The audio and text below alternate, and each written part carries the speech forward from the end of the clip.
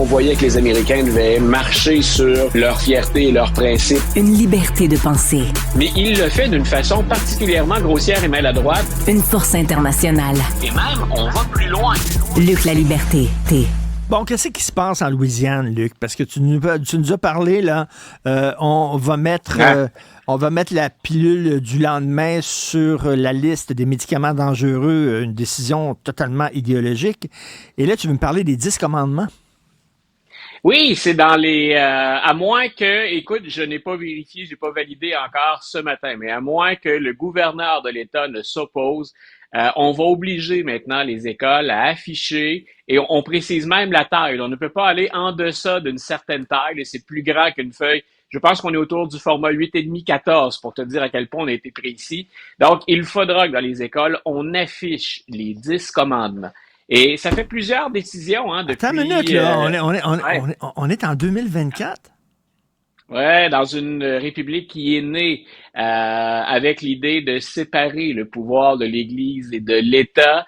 Donc, en 2024, on revient à une pratique qui a eu cours pendant longtemps, qui, dans certaines écoles confessionnelles aux États-Unis, ce sont des pratiques qu'on peut avoir encore. Dans le milieu sportif, les amateurs de sport universitaires savent très bien que dans le sud des États-Unis, quand on participe au caucus ou qu'on se rassemble avant les matchs, qu'on soit de l'endroit ou pas, qu'on soit un Québécois qui est allé jouer pour des universités américaines, on va avoir à faire la prière avec le groupe avant. Donc, on est vraiment dans un territoire qui est généralement plus conservateur quand on parle de la Louisiane. Mais ce qui se passe en particulier en Louisiane, c'est quelque chose qui n'arrive pas souvent. Même si on est dans un État qui est plus conservateur, c'est très rare qu'on ait un gouverneur républicain, conservateur, et ce qu'on appelle une super majorité dans les deux chambres. Donc, parfois, on peut avoir une majorité, un gouverneur républicain avec deux chambres républicaines, mais on n'a pas le nombre suffisant pour contourner ce dont on discutait hier, ce qu'on appelle le filibuster, l'obstruction systématique. Il faut souvent avoir une super majorité qui, dans le cas d'un Sénat, est habituellement, imaginons qu'on a une centaine de sénateurs, ça en prend 60. C'est habituellement un vote aux 2/3. Alors, comme on a eu, il y a quelques années, un gouverneur qui était démocrate, j'ai l'impression que les conservateurs profitent de cette fenêtre d'opportunité pour dire tout ce qu'on a pu faire contre lequel on est, nous, on va écraser le champignon, on a la pédale au plancher et on va passer les mesures les plus conservatrices. Donc, les 10 commandements affichés à l'école, est-ce que tu entends crier? Je pense que c'est notre ami Guy Perkins qui est en train de paniquer ben raide. Mais ça démontre, ça c'est un avant-goût, on voit ça. Merci Jean-François, c'est un avant-goût de ce qui nous attend si Trump, effectivement, est élu avec les deux chambres en majorité républicaine. C'est-à-dire que pour ce qui est des États ou des écoles, Trump peut venir supporter ces mesures-là, mais il y changera peu de choses. Essentiellement, si quelqu'un veut s'élever contre ça, ça va d'abord se passer au niveau de l'État. Ça va être un peu comme pour la question de l'avortement, c'est-à-dire que dans ce domaine-là, à partir du moment où la Cour suprême choisit de ne pas s'en mêler, ce sont les législatures d'État et les tribunaux de l'État qui vont devoir s'entendre autour de ça ou pas. Donc, personnellement, si je ne suis pas croyant ou si je suis d'une autre confession religieuse, parce que les 10 commandements, là, ça peut être important pour les Juifs ou ça peut être important pour des chrétiens plus conservateurs. On est dans l'Ancien Testament. Donc, si je suis d'une autre confession religieuse, les 10 commandements, je peux considérer qu'on m'impose quelque chose et que ça menace mes droits. Et c'est probablement ce qui va arriver en Louisiane. Et mais même je répète, si je suis athée, contexte, et si je suis athée, les 10 commandements, ça me dit strictement rien. Ne convoite pas la femme du voisin. Je m'excuse. Hey, cute, si je te dise. Bon. Alors, Elon Musk, tu veux me parler d'Elon Musk, Luc?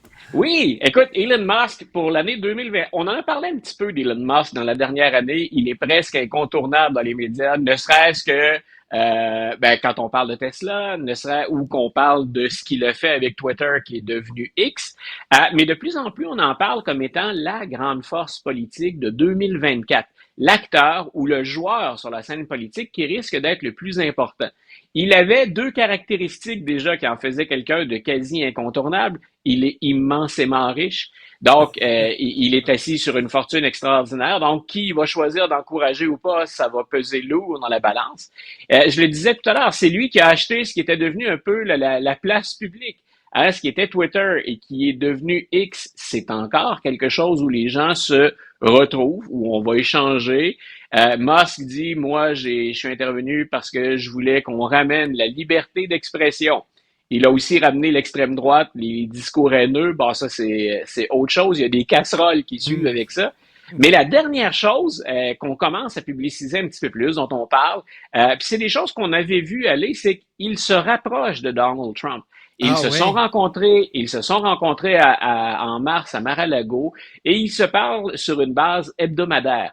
Et une des choses qui a filtré des discussions entre Musk et Trump, ce serait la possibilité qu'il faudrait voir le rôle dans lequel on va le placer, mais que Elon Musk devienne un conseiller, pas nécessairement avec un portefeuille, pas nécessairement un secrétaire ou un ministre, un conseiller qui va entrer à la Maison-Blanche. Donc, il a l'oreille de Donald Trump. Donald Trump connaît, bien sûr, les avantages que pourrait lui conférer une amitié, même de circonstances, avec Elon Musk.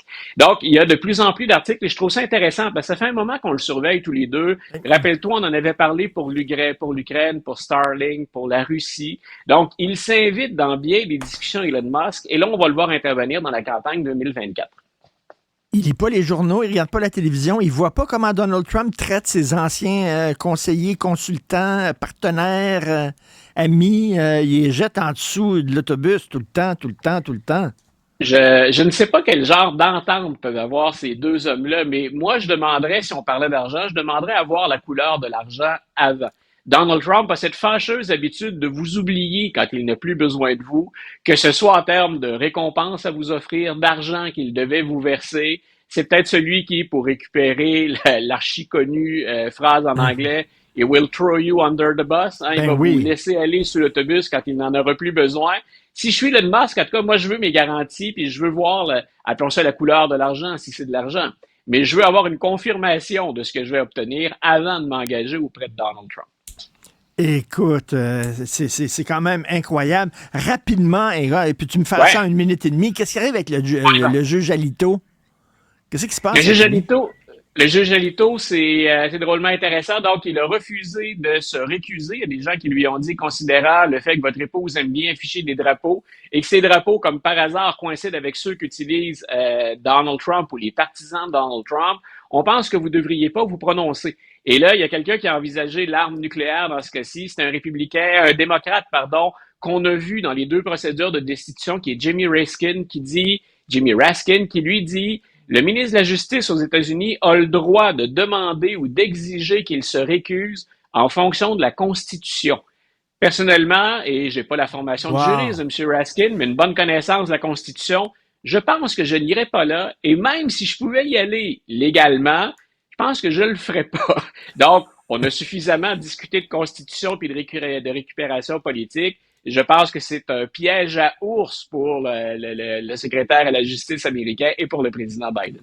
Wow, je te laisse là-dessus. Écoute, n'invoque pas le mot de Dieu en vain. Je pense que c'est le 8e commandement ou le 9e ou quelque chose comme ça.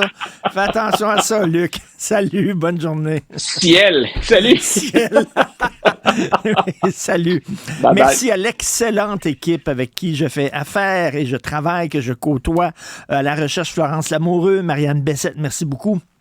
À la réalisation mise en onde, Jean-François Roy, Jean-Philippe Leroux. À la mise en ligne, Jessica Giroux. Et le grand retour de notre ami Maxime Lavoie. On se reparle au prochain épisode.